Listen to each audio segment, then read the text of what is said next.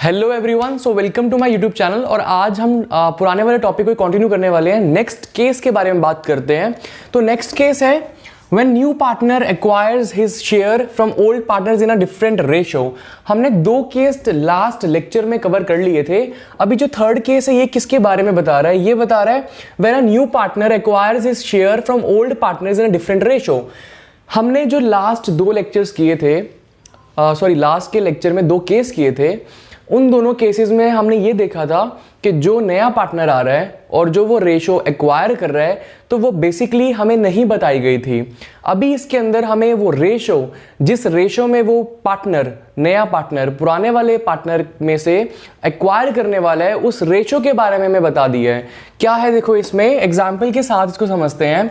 ए और B partners हैं, इनकी रेशो 3:2 है। सी जो आया है वो 1/4 के लिए आया है और उसने ये जो हिस्सा है 1/4 वो ए और बी से 2:1 में लिया है। ठीक है, एक बात बहुत ध्यान से समझना, क्या कि हमेशा देखो, एक होता है वर्ड रेशो, एक होता है शेयर।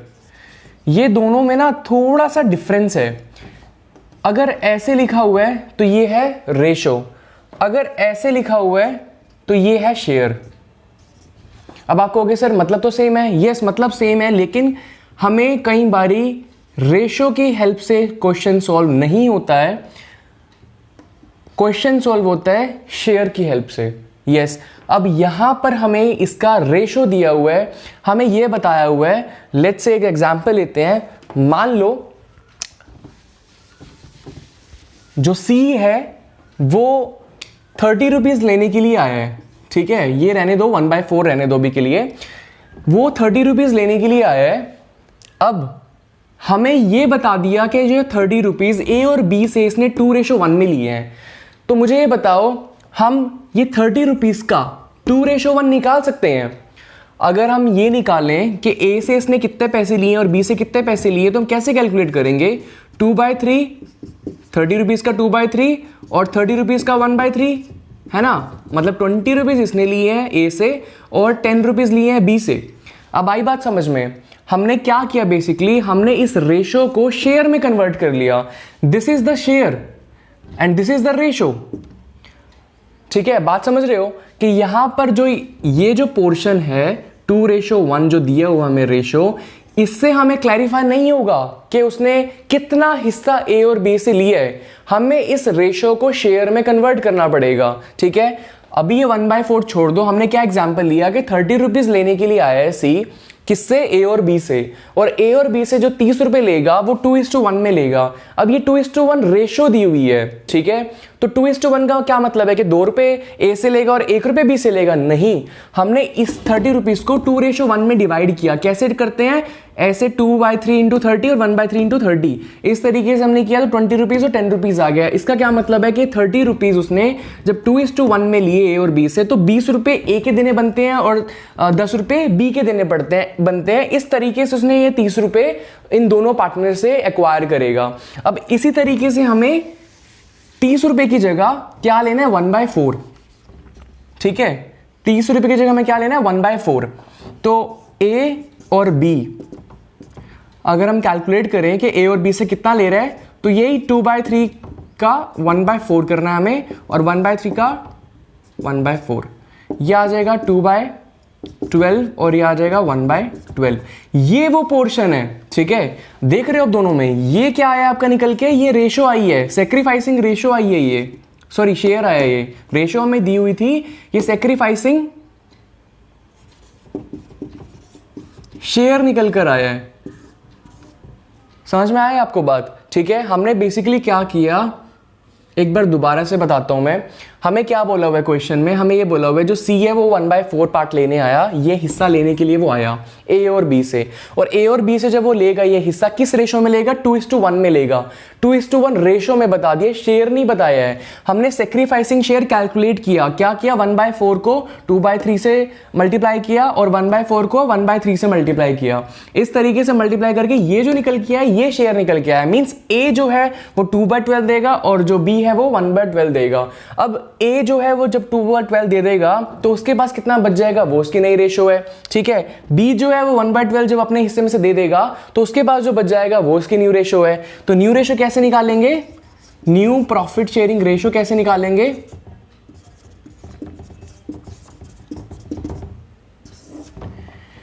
ए, बी और सी की।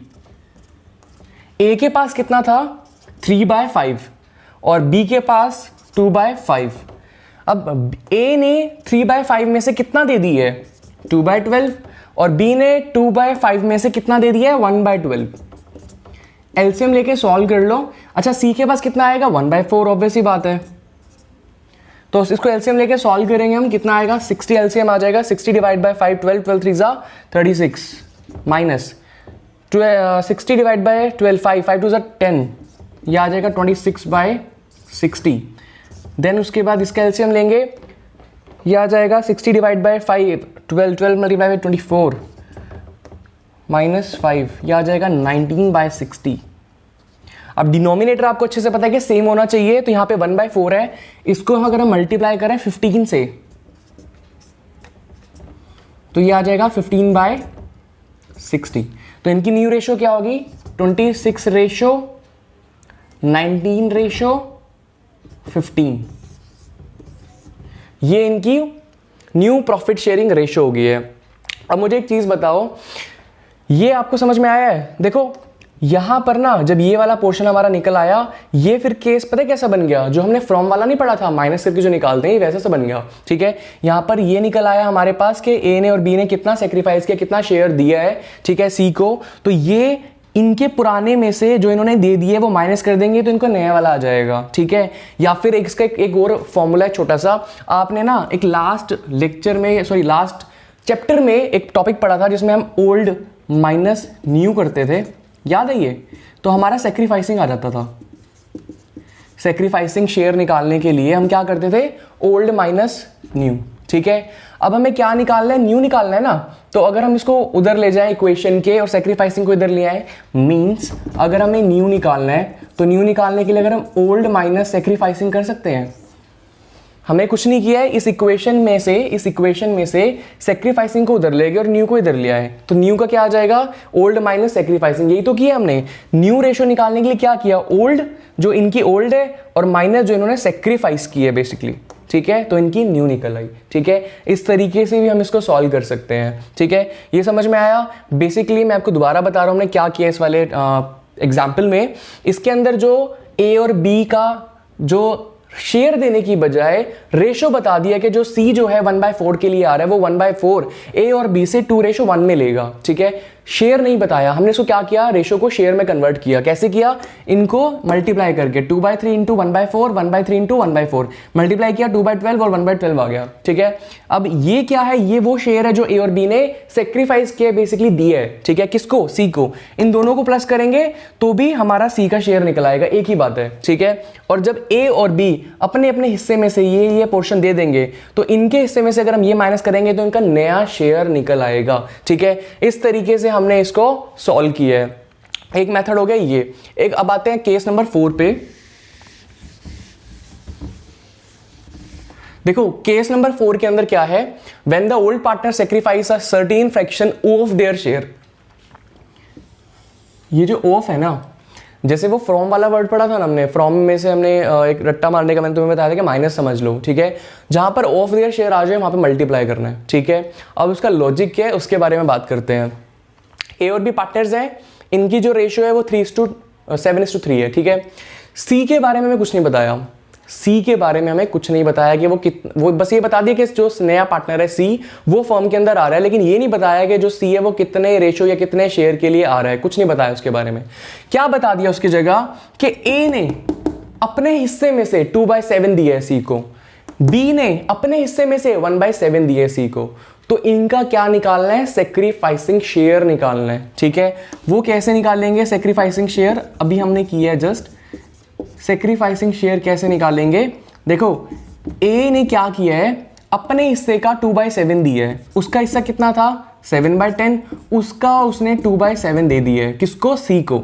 बी ने अपने हिस्से का, उसके पास कितना हिस्सा था 3/10, 10, उसका अपने हिस्से का कितना दे दिया है 1/7, ठीक है, किसको, सी को।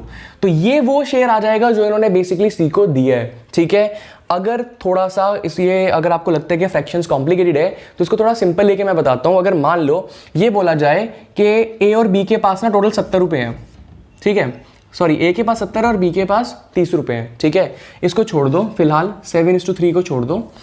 मैं ये कहता हूं कि ए के पास 70 रुपीज है और बी के पास 30 रुपीज है, ठीक है, और ये बोला जाए कि ए ने अपने इस पोर्शन का 2/7 किसी को दे दिया है, अपने इस पोर्शन का 2/7 किसी को दे दिया है, और बी ने अपने इस हिस्से का 1/7 किसी को दे दिया है। तो अगर मैं आपको ये बोलूं कि ए ने अपने हिस्से का 2/7 किसी को दे दिया है, तो आप ये निकाल सकते हो कि उसने कितना दिया है। उसको कैसे निकाल लेंगे हम, 70 को मल्टीप्लाई नहीं कर देंगे 2/7 से, ऐसे करेंगे ना। अगर मैं बोलूं कि ए ने अपने हिस्से का 2/7 किसी को दे दिया है, अपने हिस्से का 2/7 किसी को दे दिया है, तो कैसे निकालेंगे, उसका हिस्सा कितना था 70 रुपीज है उसके पास, तो उसने 70 रुपीज का 2/7 किसी को दिया। हम तो कैसे निकालते हैं 2/7 पार्ट, मल्टीप्लाई नहीं करते हैं, तो मल्टीप्लाई करेंगे यहाँ पे तो आ नहीं जाएगा जो उसने पार्ट दिया है, वही तो हमने किया है बेसिकली। यहां पर इनकी रेशो में दी हुई है 3/7, 3:7, तो 3:7 है, तो 3/10 ए के पास है और बी 3/10, 7/10 ए के पास है और 3/10 बी के पास है। तो अब बेसिकली क्या बोल रहे हैं कि ए ने जो सैक्रिफाइस किया है वो 2/7 किया अपने हिस्से का, तो 2/7 उसके हिस्से का निकाल सकते हैं। 2/7 को मल्टीप्लाई कर दो उसके हिस्से से, वो क्या है 7/10 नहीं है, ये तो किया हमने। उसके हिस्से से जो कि 7/10 है, जो उसने दे दी है, कितना दिया अपने हिस्से का उसने 2/7, उससे उसको मल्टीप्लाई कर दिया, तो क्या निकल आएगा यहाँ पे 2/, ये कट जाएगा 10, यह आ जाएगा 3/70। ये हिस्सा उन्होंने अपने हिस्से में से दे दिया है। अब सिंपल है, कुछ नहीं करना है, न्यू प्रॉफिट शेयरिंग रेशो अगर आपको निकालनी है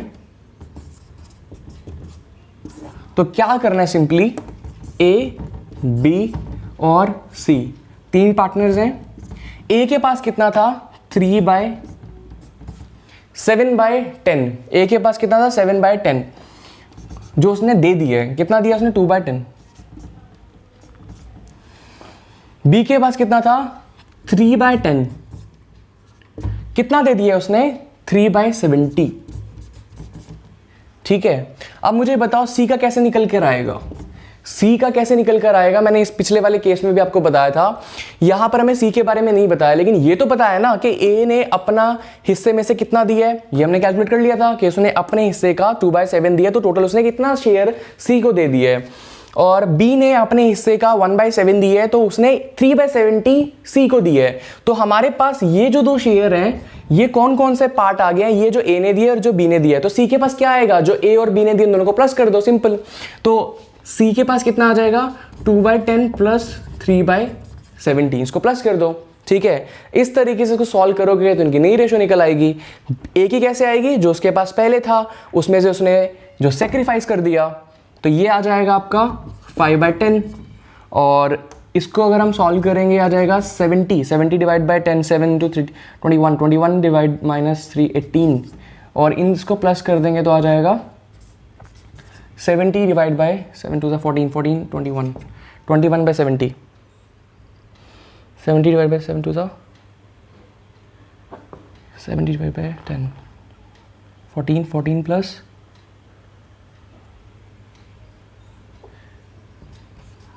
17, ठीक है। अब ऑब्वियसली बात है हमें डिनोमिनेटर सेम चाहिए, तो 70 70 और यहाँ पर 10 है, तो ये 7 से मल्टीप्लाई कर दो ऊपर नीचे, ये आ जाएगा 35/70। तो इनकी रेशो क्या होगी 35/18/17, ये इनकी न्यू रेशो होगी, ठीक है। तो हमने इसमें क्या किया, बेसिकली इसमें हमारे पास सी की नई रेशो के बारे में बात नहीं की थी, बट ये बताया हुआ था कि ए ने अपने हिस्से में से कितना सी को दिया है, बी ने अपने हिस्से में से कितना सी को दिया है, ठीक है। अपने हिस्से का कितना उसने फेवर में, सी के फेवर में ट्रांसफर किया बेसिकली। तो हमने वो कैसे कैलकुलेट किया है, 2/7 ऑफ, मैंने बताया था ना मल्टीप्लाई करना है, 1/7 ऑफ किसका, हिज शेयर। यहां पर 2/7 of means multiply his share means 7/10।